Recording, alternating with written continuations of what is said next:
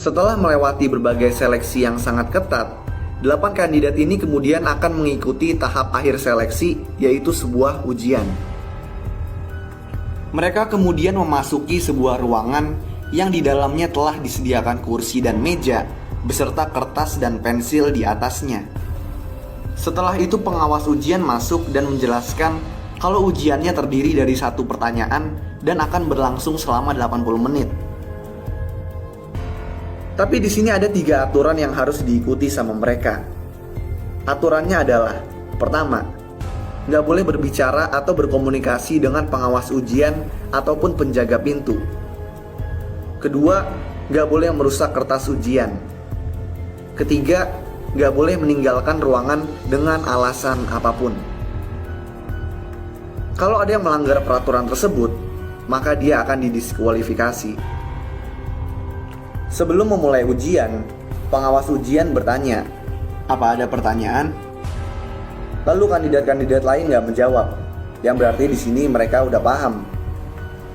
Lalu si pengawas pun pergi dan ujian pun dimulai. Semua kandidat bingung pas melihat kertas ujian yang ada di meja mereka hanya bertuliskan kandidat dengan nomor urut masing-masing kandidat, tanpa ada satupun pertanyaan di sana. Mereka bingung karena mereka disuruh menjawab satu pertanyaan, tapi nggak dikasih pertanyaannya. Setelah beberapa lama, karena bingung dan ngerasa tertekan, seorang kandidat yang berasal dari negara Cina akhirnya menulis sebuah kalimat di kertas ujian tersebut. Tetapi dia malah dikeluarkan dari ruangan karena dianggap merusak kertas. Beberapa lama kemudian, kandidat lainnya mengetahui kalau ternyata mereka boleh berkomunikasi satu sama lain. Nah, setelah mengetahui hal tersebut, 6 kandidat lainnya mulai berdiskusi dan bekerja sama buat nyari pertanyaannya. Kandidat yang dijuluki White menjuluki kandidat lainnya sesuai penampilan fisik dan warna rambut mereka, yaitu di sini ada dark, brown, blonde, black, dan brunette. Sementara yang lain bekerja sama dan berdiskusi, satu orang kandidat hanya diam dan mengabaikan orang-orang di sekitarnya. Kandidat ini dijuluki Deaf, yang artinya tuli. White di sini menjadi semacam pemimpinnya para kandidat. Mereka kemudian mulai melakukan berbagai cara dan eksperimen untuk menemukan pertanyaan tersebut. Pertama, mereka menerawang kertas ujian dengan lampu utama, tapi mereka nggak menemukan apapun. Pada eksperimen kedua, mereka memecahkan lampu utama supaya lampu darurat yang mereka anggap menggunakan sinar infrared bisa menyala. Mereka kemudian menerawang kertas ujian tersebut ke lampu darurat tersebut, tapi masih nggak menemukan apapun. Sambil memikirkan langkah selanjutnya, White menghampiri Dev yang sedang menaruh pecahan lampu di atas kertas ujian. Di sini Dev berbicara dalam bahasa Perancis, yang berarti untuk melihat semuanya. Merasa kalau si Dev ini aneh, White pun kemudian meninggalkannya. Pada eksperimen ketiga, White menyuruh Brunette buat membakar kertas milik kandidat yang udah didiskualifikasi. Hal ini dilakukan supaya air pemadam api bisa keluar dan mereka bisa ngetes apakah airnya bisa membuat pertanyaan keluar dari kertas ujian. Tapi sayangnya mereka masih nggak nemuin apapun juga. Nah, si White ini ternyata menukar kertas punya kandidat yang udah didiskualifikasi dengan kertas punyanya Brunette sendiri, sehingga Brunette pun didiskualifikasi. Kandidat yang tersisa kemudian mengetahui kalau lampu ruangan menggunakan sensor suara. Jadi kalau ada yang mau matiin lampu atau nyalain lampu, mereka tinggal ngomong. White kemudian menghampiri Dev dan menyuruhnya untuk merobek kertasnya, sehingga Dev pun juga didiskualifikasi. Ini dilakukan White supaya kandidatnya semakin sedikit dan peluangnya buat menang semakin besar. Semua kandidat lalu menjadi nggak suka sama si White dan bilang kalau mereka nggak akan membantunya mencari pertanyaan. White lalu berkata kalau merekalah yang sebenarnya membutuhkan bantuannya, karena White bilang kalau dia udah nemuin pertanyaannya. White pun beradu argumen dengan kandidat lain, sampai akhirnya si Black memukul White sampai pingsan dan mengikatnya di kursi. Di sini diketahui, ternyata White punya penyakit serius dan membutuhkan obatnya yang direbut oleh salah satu kandidat. Nggak tahu siapa. Karena tingkahnya yang ngeselin, sebagian kandidat pun setuju untuk membiarkan si White. Kemudian terjadi lagi adu argumen antar kandidat. Brown menuduh Dark kalau dia merupakan orang dalamnya perusahaan. Brown lalu mengikatnya di kursi dan menginterogasinya. Hal ini dilakukan Brown karena si Dark ini tampaknya memiliki banyak pengetahuan tentang perusahaan. Mengetahui kalau si Dark nggak tahu apa-apa, Brown mengaku salah dan melepaskannya. Gak lama kemudian si White kejang-kejang.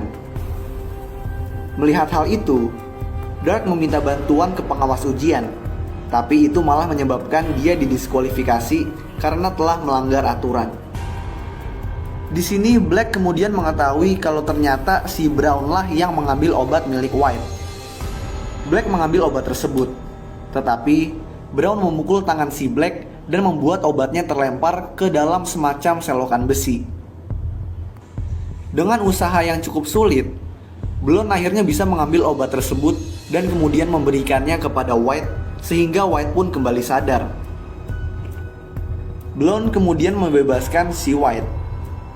Tapi si White ini malah kembali ngajak ribut, dan dia malah beradu argumen dengan Black dan mengatakan kalau menurutnya perusahaan cuma akan merekrut satu kandidat doang. Jadi si White ini kemudian berniat menyingkirkan kandidat lainnya. Di sini White melihat pistol milik penjaga.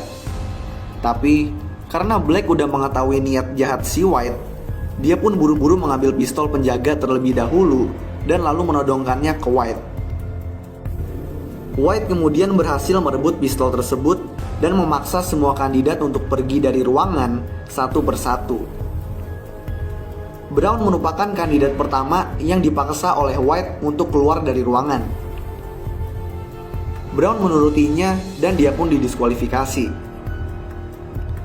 Selanjutnya White memaksa Blonde untuk pergi. Saat sedang berjalan keluar, Blonde mematikan lampu ruangan. Si White lalu nembak-nembak asal. Nah, saat lampunya menyala, Black terkapar di lantai akibat terkena tembakan. Blonde pun bersembunyi di lorong dengan satu kaki masih di ruangan, jadi dia nggak didiskualifikasi. Sebelum White bisa membunuh Blonde, timer ujian menunjukkan angka 0 yang berarti waktu ujian sudah selesai. White kemudian marah-marah ke pengawas ujian yang berada di dalam ruangan di balik kaca. Nah, White pun didiskualifikasi karena sebelumnya Dev telah mengubah waktu di timer menjadi lebih cepat beberapa menit di saat kandidat-kandidat lain sedang berbincang-bincang. Ini berarti kalau White telah melanggar aturan yang pertama. Blonde kemudian melihat kacamata Dev yang tertinggal, dan di sini dia ingat perkataan Dev saat si Dev menaruh pecahan lampu di atas kertas ujian, yaitu untuk melihat semuanya dengan jelas. Si Blonde pun mengambil kacamata Dev dan pecahan lampu, lalu menggunakannya untuk menerawang kertas ujian. Nah, di sini si Blonde menemukan tulisan question 1 atau pertanyaan 1 di kertas ujian yang tulisannya sangat kecil. Blonde pun menyadari bahwa question 1 mengacu pada satu-satunya pertanyaan yang ditanyakan oleh pengawas ujian di awal, yaitu apa ada pertanyaan? Dev lalu masuk ke dalam ruangan. Nah, si Blonde pun langsung menghampirinya dan menjawab tidak. Setelah itu pengawas ujian juga ikut masuk ke dalam ruangan. Nah, di sini si pengawas ujian mengungkapkan kalau Dev adalah CEO dari perusahaan tersebut dan merupakan penemu obat untuk virus yang dapat meregenerasi sel sekaligus menyembuhkan luka apapun. peluru yang mengenai si Black juga terkandung obat ini, sehingga dia pun kembali terbangun. Blonde kemudian dinyatakan lolos ujian dan diterima di perusahaan tersebut. Dan film pun selesai.